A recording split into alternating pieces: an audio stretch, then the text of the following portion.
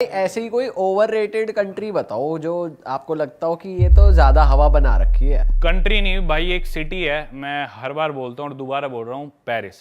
Paris दुनिया की सबसे ओवररेटेड सिटी है भाई, मेरे मेरे हिसाब से बहुत ही ज़्यादा ओवररेटेड भाई। एक तो सबसे ज़्यादा मोस्ट विजिटेड कंट्री वर्ल्ड की फ्रांस ही है शायद, और सिटी भी पेरिस है। तो पूरी दुनिया की भाई पहली टूरिस्ट डेस्टिनेशन आईफिल टावर देखना है, पेरिस जाना है। फ्रांस की उन कैफ़ेज़ में, वो फ्रेंच बेकरी में बैठ के हमें क्रोसो खाना है, वहाँ पे सैंडविच खाना है, कोबलस्टोन की सड़कें हैं।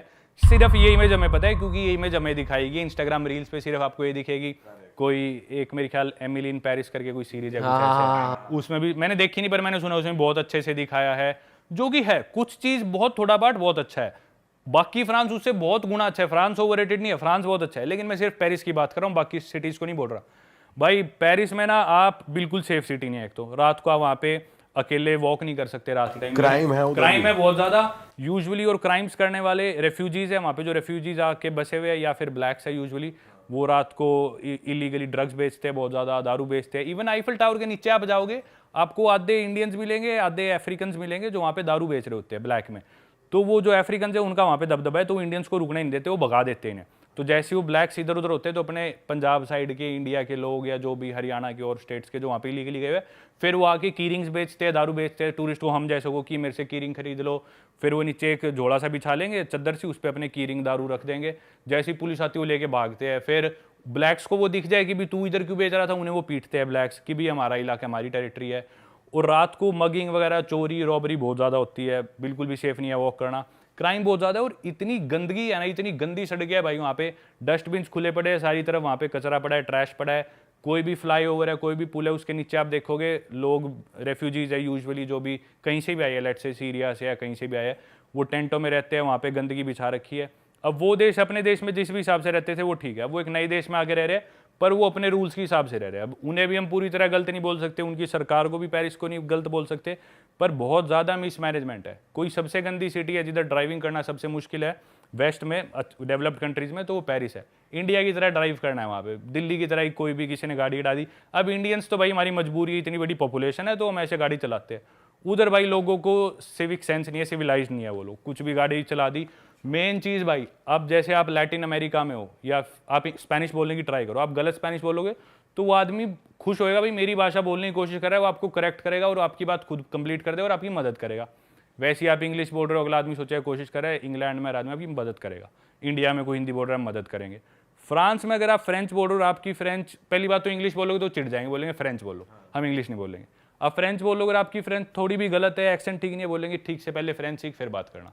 भाई बहुत रूड है फ्रांस के लोग, स्पेशली पेरिस में। यूजुअली बड़ी सिटीज़ में थोड़े ज़्यादा रूड होते हैं, बहुत गंदगी है।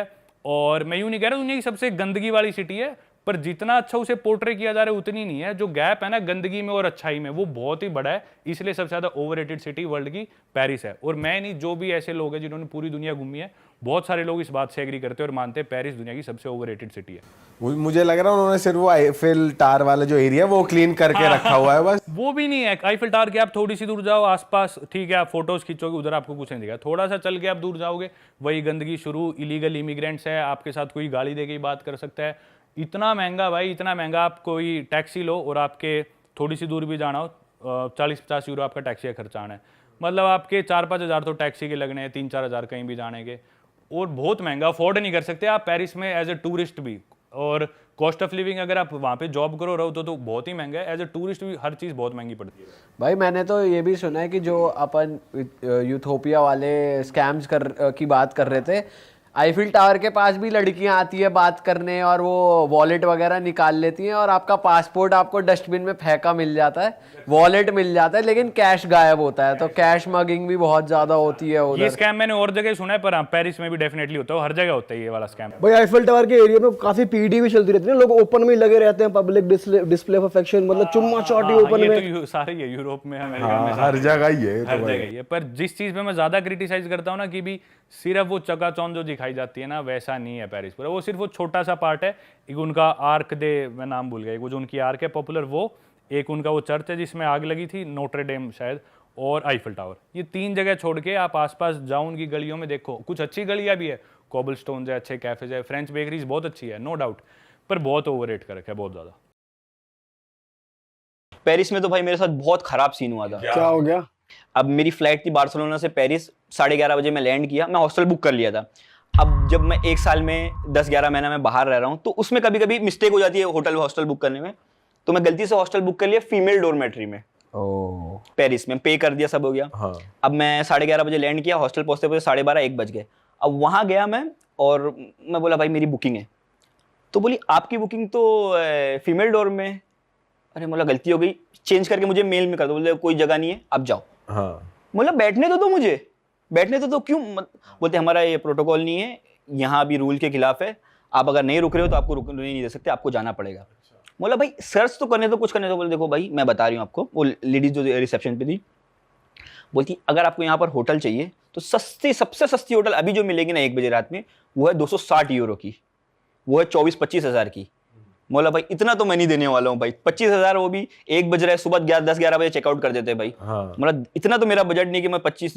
अब मैं बैग लेके स्पेन से आया था, तो स्पेन में गर्मी थी और पेरिस में भाई टेम्परेचर 3-4 डिग्री था। अब वो मैं ठंडी में घूम रहा हूँ बैग लेके रोड पे, कोई नहीं, कुछ भी नहीं।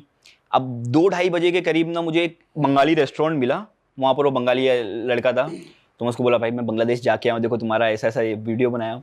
तो वो मदद किया, बैठ के 1-1.5 घंटा हम सब हॉस्टल वगैरह में कॉल किए। तो मुझे हॉस्टल मिला 180 यूरो का 2 नाइट। अच्छा। हॉस्टल मतलब 14-15 हज़ार 16 हज़ार का हॉस्टल मिला 2 नाइट। तो ये रात भर घूम रहा, कोई मदद नहीं भाई करता ये तो शुक्र है आप सेफ थे, वरना वहाँ पे तो चोरी चकारी बहुत चल रही भाई। है वहाँ पे इतनी ज्यादा, अभी जैसे बोलते हैं अफ्रीका सेफ नहीं है और इंडिया सेफ नहीं है, भाई ये सब बहुत सेफ है अगर उससे कंपेयर करें तो। पेरिस में भी भाई बार बार मुझे बैग चेक करना पड़ता है कि भाई बैग सेफ है कि नहीं, क्योंकि कब वो स्कैम, कब बैग काट लें। कैसा करते हैं ना भाई, अगर मैं बैग टांगा हूँ यहाँ पे, मुझे यहाँ पे टैप किया, मैं इधर घूमा, ये काट दिया यहाँ से ब्लेड से, अब वो काट दी तो निकल जाएगा। अब वो बैग यहाँ से घूमा, एक के आदमी, उन लोग का ग्रुप रहता है, 10-12 लोग रहते हैं और उसमें 3-4 बहुत खूबसूरत लड़की रहती है जिसपे आप डाउट ही नहीं करोगे, जिसपे आप मतलब सोच ही नहीं सकते कि ये भी रहेगी। तो वो क्या पास करते करते उधर पहुंच जाते हैं, इतना फास्ट कनेक्शन बैठता है ना कि आप वहां रोते रह जाओगे, पासपोर्ट गया, पैसा गया, कार्ड गया, हो गया। तो ऐसा भी नहीं है भाई कि आपका पासपोर्ट आपको कहीं फेंका हुआ मिल जाए, ये लक होता है या ऐसा होता है कि ये भाई अगर वो अच्छे हुए, लक हुआ तो फेंके मिलता है, ये होता है। ये पासपोर्ट फेंक दिए, निकल गया, लेकिन ज्यादातर भाई लेके चले जाते हैं। और पिक पॉकेटिंग बहुत ज्यादा होती है भाई पेरिस वगैरह में। तो वो एक्टर है अनु कपूर, उनका भी हुआ था, वो इस पे स्विट्जरलैंड से जा रहे थे पेरिस, उनका भी गायब हो गया पूरा पैसा। भाई ये तो फिर कहने की बात रह गई, सुंदर देश है, जाओ घूमने जाओ, इतने लोग वहां पे आते हैं, बढ़िया देश है ये, तो यहाँ पे इतनी चोरी चाकी हो रही है सब। गंदगी बहुत, वो एक बस एक और मॉन्यूमेंट बना है आईफिल टावर, उसको लोग देखने जाते हैं। और बाकी भाई पूरा इमिग्रेंट भरे हुए हैं वहाँ पर अफ्रीकन कंट्री से लोग, क्योंकि अफ्रीका कॉलोनाइज था फ्रांस से, तो सारे लोग फ्रेंच बोल लेते हैं अफ्रीका में, ऑलमोस्ट सारी कंट्रीज में लोग फ्रेंच बोल लेते हैं। तो वो कैसे भी भाग के, कैसे भी जुगाड़ लगा के वो फ्रांस पहुंच जाते हैं। तो वो पूरा पहले गंदगी भाई इतनी ज्यादा है पेरिस में, जहां जाओ कचरा फैला हुआ है, और वो चटाई बिछा के वहां कुछ ना कुछ सामान बेच रहे हैं, जो इमिग्रेंट लोग हैं वो सामान बेचे, पुलिस आ रही है, भाग रहे उठा के, यही चल रहा है भाई। मतलब वो पेरिस होगा कोई टाइम पे, लेकिन जब मैं गया तो भाई वैसे ही दिखा मुझे। कहीं का वैसे कोई बढ़िया किस्सा हुआ है, कोई बताओ कहीं पे? किस टाइप का बढ़िया? मतलब फनी हुआ हो कुछ बढ़िया? अब फनी भी था वो, थोड़ा स्केरी भी था। पेरिस की बात है, मैं अपने होटल से एफिल टावर के लिए ट्रेन पकड़ के जा रहा था।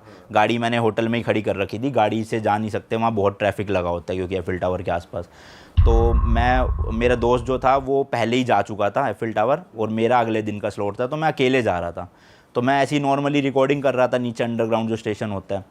अब वहाँ पे एक बंदा था, वो शायद से होमलेस ही था, तो उसने पता नहीं कैमरा देखा, उसे क्या हुआ, थोड़ा मेंटली वो था, उसने पत्थर उठा लिया बहुत बड़ा, और वो मेरे पास आ गया, और जिस ट्रेन में मैं चढ़ा उसमें चढ़ गया। अब वो कह रहा फ़ोन दिखा, फ़ोन दिखा, फ़ोन दिखा, वरना पत्थर से तोड़ दूंगा, सर फोड़ दूंगा। इंग्लिश बोल रहा है लोकल? हाँ, इंग्लिश बोल रहा था, हाँ। पर वो शायद था अफ्रीका का। वहाँ पे ना अफ्रीकन लोग बहुत हैं, मतलब जो मतलब इलीगली आए हुए हैं ना लोग, वो बहुत थे। तो अब वो मेंटली थोड़ा सा वैसा था, पता नहीं उसको ये लगा कि मैंने उसकी वीडियो बनाई है, क्या हुआ। पर उसने जब तक मेरा फ़ोन बैग में नहीं चला गया तब तक वो पत्थर लेके यूं लिटरली इसी पोजीशन में खड़ा था मेरे सर पे। तो आपने चेक कराया उसको? हाँ, चेक नहीं करवाया। वो कह रहा फ़ोन रख, मैंने कहा बंद तो कर दिया, वो और क्या रख, बैग में रख अपने, वरना फ़ोन तोड़ दूंगा। फिर मैंने बैग खोला, बैग में डाला फ़ोन, माइक निकाला, माइक डिस्कनेक्ट किया, सब रखा। फिर वो उतर ही नहीं रहा अब जितने स्टेशन, तो मैं ही ज़बरदस्ती जिस स्टेशन में नहीं उतरना था वहाँ उतर गया, फिर वो चला गया आगे। फिर आप अगली मेट्रो कुछ लेके हेल्प नहीं कर रहे थे उस चीज़ में। वो मार भी देता भाई, क्या पता चलता है वो मेंटली। मतलब लोग भी भी देख रहे हैं कि वो ऐसे कर रहा वो है, डर रहे खुद लोग, वो खुद पागल था क्या साला? पागल ही टकरा गया कोई। थोड़ा मेंटली था लग रहा था मुझे, पर थोड़ा सा स्केरी एक्सपीरियंस था कि एक तो अकेले ऊपर से पेरिस वैसे ज्यादा बढ़िया नहीं है, क्यों? सेफ भी नहीं है। मतलब पेरिस लोगों को लगता है कि अच्छा होगा, बट वहाँ एक तो गंदगी इतनी है, दूसरा इलीगली जो लोग आए हुए हैं ना पाकिस्तान इंडिया से भी और जो अफ्रीका के लोग हैं, वो जेब कतरे बहुत हैं वहाँ पे। मतलब भाई ये लोग हैं जेब कतरे मतलब? वहाँ के लोकल क्यों करेंगे?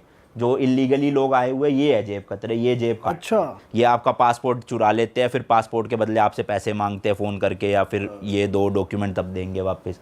तो मतलब अगर मैं जितने लोगों को जानता हूँ ना, मान लो 10 लोग पेरिस गए तो उसमें से 6 लोगों की जेब कटी है। भाई हमने ये सुना है कि उनकी मतलब एक हमारे दोस्त थे वो भी गए थे, उनकी भी जेब कटी थी और वो कोई घोरे नहीं काटी थी। मतलब हो सकता है वो वहाँ का लोकल ना हो, किसी और कंट्री का हो। हाँ बिल्कुल बिल्कुल, इलीगली जो आए होते हैं लोग ज़्यादातर वही करते जैसे हम अभी बार्सिलोना गए थे, वहाँ भी बहुत पिक पॉकेटिंग है, तो वो यही बता रहे थे, मोरक्कन लोग जो बाहर से आते हैं हैं। बिल्कुल बिल्कुल। वो ये सब काम करते हैं, वहाँ के लोकल। तो सही बात है भाई ये तो कहने का आईफल टावर और पेरिस हो रखा है वहाँ पे, तो फिर ये तो गंद है एक बहुत तरीके- गंदगी है वहाँ तो।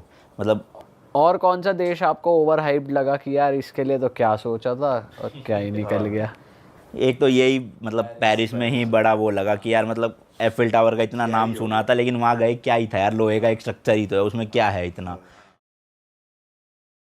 इस पे आते हैं, थोड़ा पेरिस के बारे में बात करते हैं कि अगर मैं पूछूं मोस्ट कॉमन स्कैम्स क्या चल रहे हैं आजकल पेरिस में, क्या चल रहा है, कैसा? सबसे ज़्यादा तो वहाँ पे चोरी बहुत होती है। पिक पॉकेटिंग से अलग चोरी सीरियस लेवल की भी होती है कि घर में ब्रेक इन करके हाँ, वो? मेरे साथ एक सीन हुआ था पेरिस में नहीं, out of France, out of Paris रहती थी मैं, 1 घंटे का डिस्टेंस। तो हमारा तो अपार्टमेंट है, वो तो एकदम सिक्योरिटी वाला अपार्टमेंट है हमारा। तो 3 ये नाइजीरियन बड़े हट्टे कट्टे लंबे, तो वो सबके फ्लोर पे जाके बेल मार रहे थे। तो वो उनको कह रहे थे पूबल मतलब ट्रैश, कि हम ट्रैश इकट्ठा करने हैं। हालांकि हम ट्रैश कभी नहीं देते ऐसे किसी को, हमारा एक बेसमेंट होता है, सभी वहीं पे ट्रैश रखते हैं, अपने आप वो इकट्ठा करके ले जाते हैं। तो वो स्पेशल जा रहे थे और वो तीनों बड़े मतलब 6 फीट, वो तो ऐसे होते हैं लंबे चौड़े, अच्छी बिल्ड होती है और उन्होंने रैम्प जैकेट्स पहनी होती है, जैसे जो नॉर्मली लोग पहनते हैं, जैसे सिक्योरिटी गार्ड जो भी पहनते हैं, वो उन्होंने प्रॉपर वो गेटअप ले रखा है, रैम्प जैकेट पहन रखी है। हाँ, कि हम वही लगने चाहिए प्रॉपर। तो वो आए और उन्होंने मेरे रूम ऐसे बेल बजाई, तो फिर मैंने ऐसे की होल से देखा। तो फिर मैंने पूछा क्या चाहिए, तो कहते पूबल मैडम। तो मैंने बोला नहीं है यहाँ पे। तो वो मतलब मुझे कन्विंस कर रहे थे कि एक बार ये बस अपना सिक्योर लॉक जो होता है ना, एक बार वो खोले, फिर वो तोड़ के आए अंदर। भाई साहब यार, भाई 3 नीगरो खड़े हैं लूटने के लिए, वो तो भाई क्रेजी कर देंगे। और जो जैसे स्ट्रीट्स है, पिक पॉकेटिंग तो आम बात है कि आपके वॉलेट में से चीज़ें निकल गई, और कुछ स्ट्रीट्स भी हैं वहाँ जहाँ चाकू वाकू दिखा देते हैं, क्या सीन है? एक जगह है गार्डे नॉर्ड, वो इंडियन मार्केट है, सारी इंडियन मार्केट है वहाँ पे। क्या क्या मिलता है वहाँ पे? सारा इंडियन का आपको। स्ट्रीट फूड मतलब वैसे स्ट्रीट फूड हाँ, आपको गोलगप्पे भी मिल जाएंगे वहाँ पे। अच्छा। हाँ, गोलगप्पे भी मिल जाएंगे। मतलब वहाँ प्रॉपर रेडी वेडी वाला सिस्टम ऐसा सेटअप कर रखा है या शॉप्स हैं नहीं, वहाँ पे ऐसा नहीं है, वहाँ पे बस गोलगप्पे की रेडी वाला है बस। बाकी वहाँ पे इंडियन रेस्टोरेंट्स है, सारे इंडियन शॉप है, जैसे टेलर की स्वीट्स शॉप होगी, ये सब इंडियन शॉप्स वहीं पर है। वो सिर्फ इंडियन मार्केट है, और वहीं पे सबसे ज़्यादा पब्लिक होती है, क्योंकि वहाँ पे बहुत क्राउडी है वो। और ये मोस्टली इंडियंस ही ओन करते हैं उन श्रीलंकन। अच्छा। इंडियंस तो आपको पेरिस में 10% दिखेंगे। अच्छा, तो ये श्रीलंकन इंडिया के नाम से चला रहे हैं अपने रेस्टोरेंट्स और शॉप्स? पाकिस्तानी लोग ऐसे करते हैं, कंबाइन करते हैं रेस्टोरेंट, हाँ, कि इंडियन एंड पाकिस्तानी रेस्टोरेंट। अच्छा, और ये जो श्रीलंकन हैं ये सब इंडियन फूड ही देते हैं वहाँ पे रेस्टोरेंट में। साउथ इंडियन फूड्स देते हैं, और मोस्टली वहाँ पे इनकी श्रीलंकन की जो इनका जो बिजनेस है वो गोल्ड का है। अच्छा। गोल्ड हो गए, और ये ब्यूटिशियन का हो गया, ये सब है इनका। और ये जो सूट वूट की दुकान है, ये भी इन्हीं की होती है? हाँ, श्रीलंकन्स की होती है, साड़ी, सूट, ज्वेलरी, ये सब इन श्रीलंकन की होती है। इंडियंस वहाँ पे, पहली बात ये कोई शॉप वगैरह ऐसा करते नहीं है इंडियंस वहाँ पे। आपको बहुत रेयर मिलेगा कि इंडियंस वहाँ पे आपको दिख तो रहे हैं। यही इसी स्ट्रीट पे चोरी होती है सबसे ज्यादा? सबसे, क्योंकि एक तो बहुत क्राउडी होता है यहाँ पे, बहुत सारे लोग आते हैं, क्योंकि यहाँ पे इंडियन सारी चीज़ें मिलती है। तो श्रीलंकन्स, पाकिस्तानी, बांग्लादेशी जितने भी लोग हैं, ये सब इसी मार्केट में आते हैं। अच्छा। इवन जो फॉरेनर्स है, जो भी इंटरनेशनल लोग हैं, वो भी इधर ही आते हैं। और अगर जैसे आपने बताया गोलगप्पे भी मिलते हैं वहाँ पे, तो गोलगप्पे की बात की जाए तो पेरिस में जो रेडी लग रही है गोलगप्पे की, वो क्या रेट में होती है? वो है 2 यूरो के 4 गोलगप्पे। मतलब 180-200 रुपए के 4 हाँ 180 के।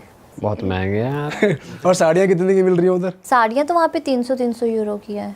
ओ भाई, बहुत एक्सपेंसिव है। 30 हजार रुपए, मतलब 27 हजार, बहुत महंगी है। इंडियन चीज़ों के लिए बहुत एक्सपेंसिव है। इंडियन ग्रॉसरी के लिए हम खुद ऑनलाइन ग्रॉसरी करते हैं, तो एक कुरकुरे का पैकेट इंडिया में 10 रुपये का है, वहाँ पे 1 यूरो का है।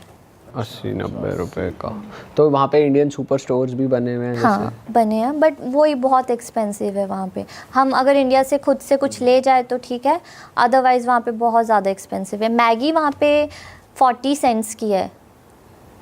40 सेंट्स मतलब ठीक है, मतलब 40 सेंट्स 50 रुपीज़ रख लो आप, 50 और 40 ये रुपीज़। भी ज़्यादा 10 रुपए की आ जा मैं। 20 सिंगल पैक 10 की, हाँ 10-20 रुपए। जो छोटी है ना 10 वाली, वो 40-50 सेंट्स की है। मतलब 2-3 एक्स तो है वहाँ पे, 2-3 गुना महंगा है। हाँ बहुत, मतलब बहुत महंगा। इंडियन जो भी आप ग्रॉसरी लेने जाओगे ना, वो आपको हर जगह महंगा मिलेगा। और एक डिलीवरी वाला स्कैम बता रहे थे आप, वो क्या स्कैम है? हाँ एक स्कैम आता है, आपके फ़ोन पे एक मैसेज आएगा कि आपका ये पार्सल, क्योंकि वहाँ पे मोस्टली लोगों का पार्सल आते हैं, तो लोगों को याद नहीं होते कि किसका क्या पार्सल आया है। तो वो क्या करते हैं कि आपका एक पार्सल आ रहा है और वो डिलीवर नहीं हुआ है कुछ इशू की वजह से, तो आप इस लिंक को ओपन करके रीस्केड्यूल करवा सकते हो अपना जो भी डिलीवरी डेट्स है।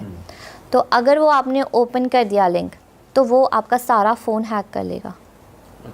उसमें आपके अकाउंट डिटेल्स, आपके सारे पैसे, सब कुछ हैक कर लेंगे। मेरे साथ हुआ था ऐसा, बट मेरे चीफ ने मुझे मना कर दिया था कि ये ओपन मत करना, यहाँ पे ऐसे स्कैम होता है, ओपन स्कैम होता है। और कभी स्ट्रीट पे भी हुआ है आपके साथ कभी कुछ कि आप स्ट्रीट पे चल रहे हो, कोई चोरी चकारी करना चाह रहा हो? मेरा फर्स्ट डे था पेरिस का। मैं पहला दिन था कि मतलब जैसे सैटरडे आई, संडे और मंडे को मैं कॉलेज जाना था मुझे अपना। तो मैं कॉलेज से वापस आ रही थी, तो मुझे रेंट भी देना था। मैंने कैश निकाला था, 800 यूरो था मेरे पास, और मेरे पास टैप कार्ड था। उसमें आपके कार्ड में अगर आप टैप लिमिट होती है 5000। मुझे पता नहीं था, वो मैंने न्यू आई थी। तो मेरे पास एक लैपटॉप बैग था और उसमें मैकबुक थी और मेरा आईफोन था और कैश था और घर की कीज़ थी और उसमें जो भी मेरा मेन सारा कुछ उसमें सामान था, मेरा एटीएम वाला। तो मैं ऐसे ना बस स्टॉप पे खड़ी हूँ कि मुझे बस लेनी है। तो मेरे पास से अफ़गानी आता है लड़का और वो मुझे एक पेपर चिट लेके आता है कि मैम ये मुझे एड्रेस बताना। तो अभी जस्ट मैंने टर्न किया था, पीछे से अफ़गानी मेरा बैग लेके चला गया और फिर ये वाला बंदा भी भाग गया। ये भी भाग गया। टीम में काम कर। और मतलब वो इतना क्राउड होता है ना, एक इधर भागता है एक इधर भागता है, आपको दिखेगा नहीं कि जो बैग लेके भागा है वो कहाँ भागा है। भाई यार ये तो बहुत ही गलत हुआ। पहले ही दिन पेरिस में आप पुलिस के पास गई थी मैं, वहाँ पे कंप्लेंट लिखाई थी मैंने। तो मुझे बोलते कि मैम वो नहीं मिलेगा अब आपको बैग। पुलिस ये बोल रही है? हाँ, और वो बोल रही है देख लेना, 2-3 दिन बाद अगर रास्ते में गिरा पड़ा हो तो देख लेना।